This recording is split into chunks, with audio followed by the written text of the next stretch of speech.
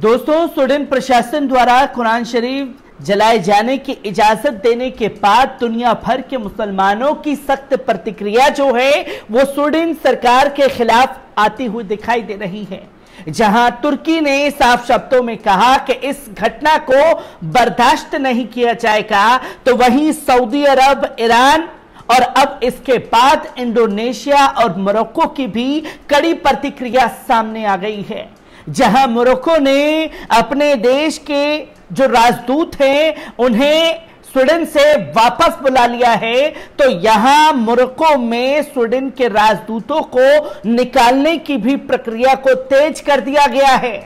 तो वहीं इंडोनेशिया की सरकार और वहां के मुस्लिम तंजीमों ने स्वीडन के प्रोडक्ट्स को बायकॉट करने का फैसला ले लिया है, जिसका एक्शन का रिएक्शन अब खास तौर पर देखना शुरू हो गया है। जहां आपको बता दें कि एक लिस्ट जो है वो इंडोनेशिया गवर्नमेंट द्वारा जारी की गई, जहां मुस्लिम तंजीमें भी जिसमें शामिल हैं, जहां यह साफ तौर पर लिखा है कि list of Swedish brands to boycott, जिसके बारे में this boycott includes well non Swedish brand such as, जिसके जिक्र किया गया है, जिसमें इका जो कि स्वीडन की ब्रांड है, H&M, वोल्वो, एरिक्सन, इलेक्ट्रोलक्स और इसके साथ साथ सैंडविक और स्कैनिया और तमाम ये पूरी फहरिस्त जो है लंबी कर दी गई है। जहां हैप्पी सॉक्स और तमाम तरीके के ब्रांडों को सार्वजनिक कर दिया गया है। टोटल एक साथ 35 ब्रांड को बायकॉट करने का फैसला इंडोनेशिया द्वारा लिया गया है और लोगों से अपील की जा रही है कि ये जो बार बार कुरान शरीफ की बेहुरमती स्वीडन की तरफ से हो रही है, ये नाकाबिले बर्दाश्त है। इसको किसी भी कीमत पर बर्दाश्त नहीं किया जा सकता और जब वो अपनी हरकतों से बाज नहीं आ रहे हैं तो दुनिया भर के मुस्लिम देशों को यह फैसला लेना चाहिए कि वो इनके प्रोडक्ट्स को बायकॉट करें, जिसकी तस्वीर लोगों के सामने है कि किस तरीके से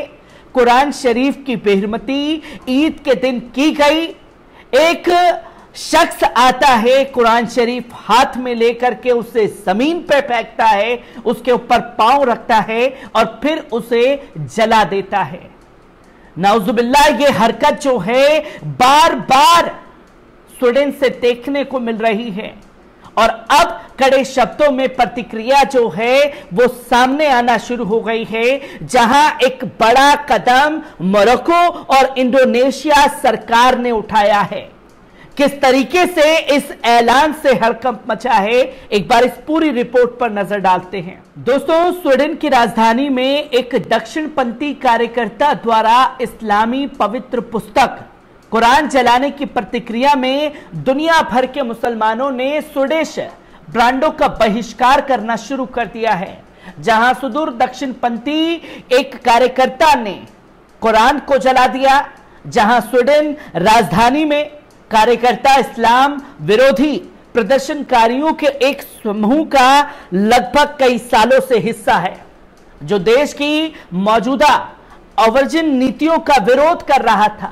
कार्यकर्ता ने विरोध प्रदर्शन के दौरान सार्वजनिक रूप से कुरान की एक प्रति जला दी। जहां स्वीडन के मुस्लिम समुदाय में अपवित्रता के इस कृत्य के बाद व्यापक निंदा हुई है और कार्रवाई की भी मांग तेज हो गई है। जहां विरोध में कई मुसलमानों द्वारा स्वीडिश उत्पादों का बहिष्कार किया गया है, जहां बहिष्कार में कपड़े, भोजन और प्रौद्योगिकी कंपनियों के साथ साथ बड़े पैमाने और छोटे पैमाने के स्वीडिश व्यवसाय भी शामिल हैं। जहां स्वीडन ने कुरान जलाने की घटना का समर्थन किया है। जब तक सरकार मुसलमानों के धर्म और मान्यताओं का सम्मान करना नहीं सीखती, तब तक स्वीडिश उत्पादों का बहिष्कार भी जारी रहेगा।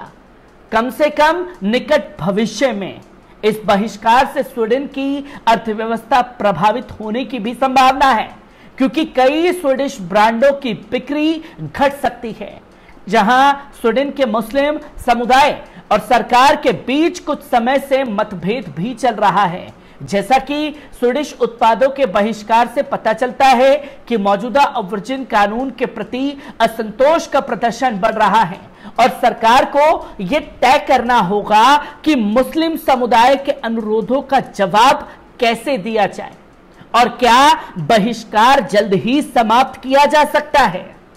जिसको लेकर के लोगों की प्रतिक्रियाएं सामने आई हैं। आपको बता दें कि रॉयटर्स में प्रकाशित एक खबर के मुताबिक स्वीडिश पुलिस द्वारा विरोध प्रदर्शन की अनुमति दिए जाने के बाद एक व्यक्ति ने ईद की छुट्टियों के दौरान स्टॉकहोम की केंद्रीय मस्जिद के बाहर कुरान को फाड़कर जला दिया। स्वीडन नाटो में शामिल होना चाहता है, लेकिन इस घटना के बाद तुर्की बेहद नाराज है। अब स्वीडन को नाटो में शामिल होना भी बहुत मुश्किल हो सकता है। इसको लेकर इस्लाम के खिलाफ और कुर्द अधिकारों के लिए विरोध प्रदर्शन की एक श्रृंखला ने अंकारा को नाराज कर दिया है। जहां स्वीडन को उत्तरी अटलांटिका संगठन में शामिल होने के लिए अंकारा की सहायता की आवश्यकता है, जहां तुर्की उसे समर्थन नहीं दे रहा। जानकारी के लिए बता दें कि पिछले साल यूक्रेन पर रूस के हमले के बाद स्वीडन ने नाटो की सदस्यता मांगी थी। हालांकि इसके गठबंधन के सदस्य तुर्की ने इस प्रक्रिया को रोक दिया, जहां यूरोपीय देश पर उन लोगों को शरण देने का आरोप लगाया जिन्हें वे आतंकवादी मानता है। आपको बता दें कि तुर्की के विदेश मंत्री ने एक ट्वीट कर इस घटना की निंदा की है और कहा है कि अभिव्यक्ति की स्वतंत्रता के नाम पर इस्लाम विरोधी प्रदर्शन की अनुमति नहीं दी जा सकती।